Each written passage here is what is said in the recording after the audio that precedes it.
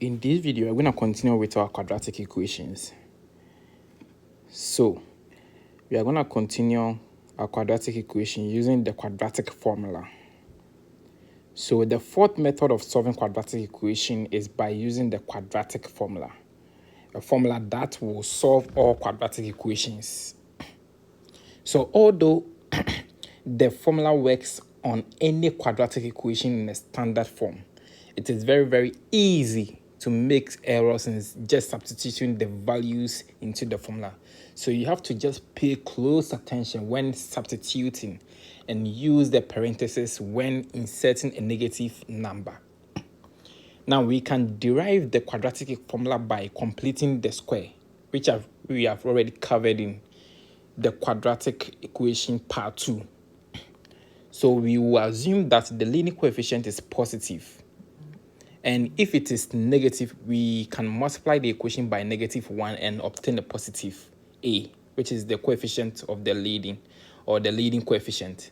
So when we are given the standard form, which is ax squared plus bx plus c equal to 0, where a can never be equal to 0, we will complete the square as follows. So I'm going to take you through the steps. So with the first step, what are we supposed to do?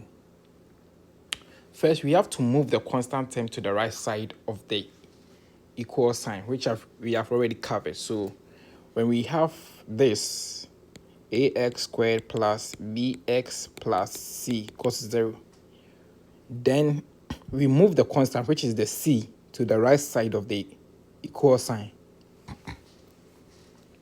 So we are going to have ax squared plus bx should be equal to -c.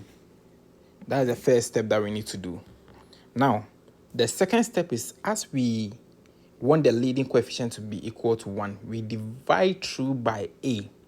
So no matter what the a stands for, so a can stand for just 1 or -1, 2, 3, or for any integer at all. So we just divide it through by a. So let's do that. So when we divide through by a, we should have, so that will be ax squared plus bx should be equal to -c. So a, b divided by a, then -c divided by a. So we have s squared plus bx on a should be equal to -c on a. So this is what we should get. Now, when we are done with that, the next thing that we are supposed to do is find the half of the middle term and then add the half that we multiply, then we square it, right? So when we do that, we should get half of the middle term. So we are going to multiply the half of the middle term. Then when we get that, which will be b squared on a on 2 squared, right? That's the square of it. Then when we are done with that, so that's what we are going to do. So let's do that. Let's just find that. So we have s squared plus b on ax plus the b squared on a squared. So this is the half times the middle term, then we square the results. So when we square this is what we are supposed to get, right? Then we add it to both the right side of the equation and the left side of the equation. So it should be equal to b squared on a 4a squared minus a c on a, right? So this is what we are supposed to get. Now when we are done with that, the next step is to write the left side as a perfect square. Then we find the common denominator of the right side and write it as a single fraction.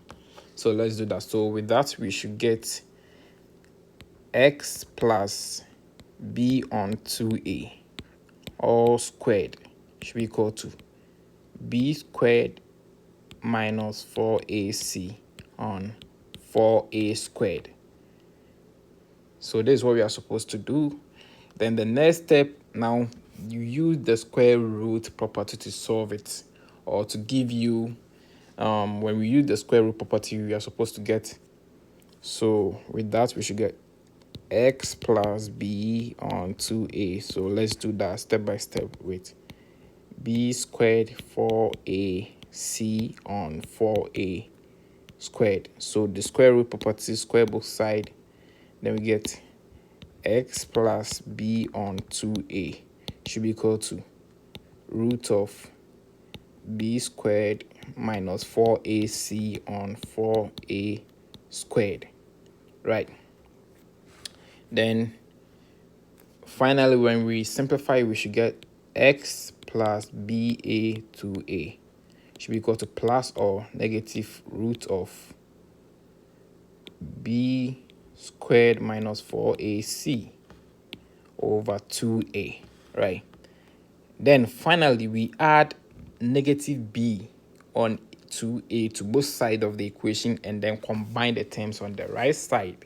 So when we do that, we should get x squared. So we are just going to move the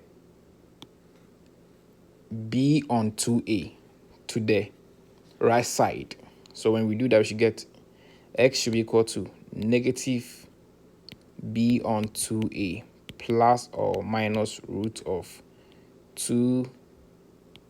b squared minus 4ac on 4a squared. So this is what we are supposed to get. So this is what we are going to use to solve it. So this one should be 2a rather. Yeah, so this is our quadratic formula, which is also called the almighty formula that we all know, right? Now let's solve an example with that.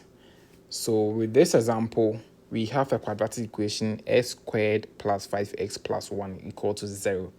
So when we are given this kind of equation, what we need to do is to identify the coefficient of which is the a. So let's compare that to the standard form, ax squared plus bx plus c equals to 0. So we have to identify the coefficient. So we have to identify a, b, and c.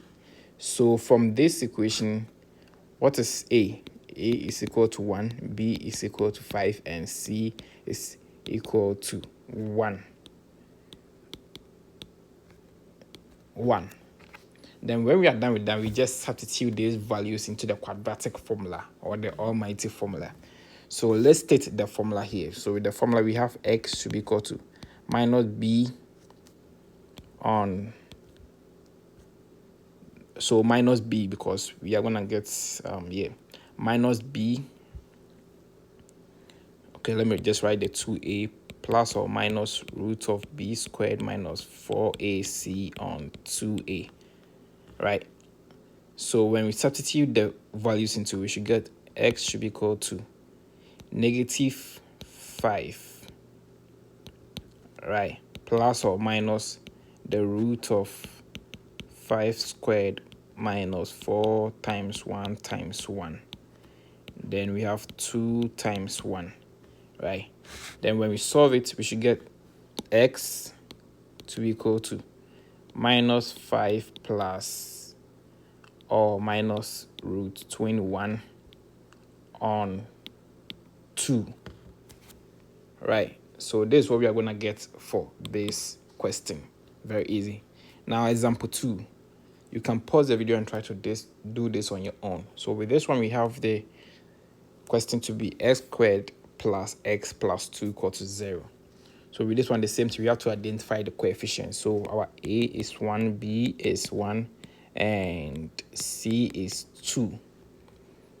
And our quadratic equation or the quadratic equation formula is x should be equal to minus b plus or minus root b squared minus 4ac on 2a, right? So x should be equal to minus 1 plus or minus root 1 squared, right? 1 squared minus 4 multiplying 1 multiplying 2 on 2 multiplying 1. Then when we solve it, we should get minus 1 plus or minus root 1 minus 8 all on 2. Simplify, we get minus 1 plus or minus 7 on 2, right? Then when we do it, we should get minus 1 plus or minus I root 7 on 2. Right, so negative 1 should be equal to I. That's why we got the I from there. So we just have something like negative 1 plus the root of negative 1 times the root of 7. The same thing, when you multiply, you should get root of negative 7. Then the root of negative 1 is I. Then we got that. So it's very easy to do. So if you haven't watched my complex number video, you can just go and watch my complex number video. All this is explaining it, right? So our solutions here, so solutions is negative 1 plus I root 7 on 2 and negative 1 minus I root 7 on 2. Thank you for watching this video. I'll see you in my next video. Bye.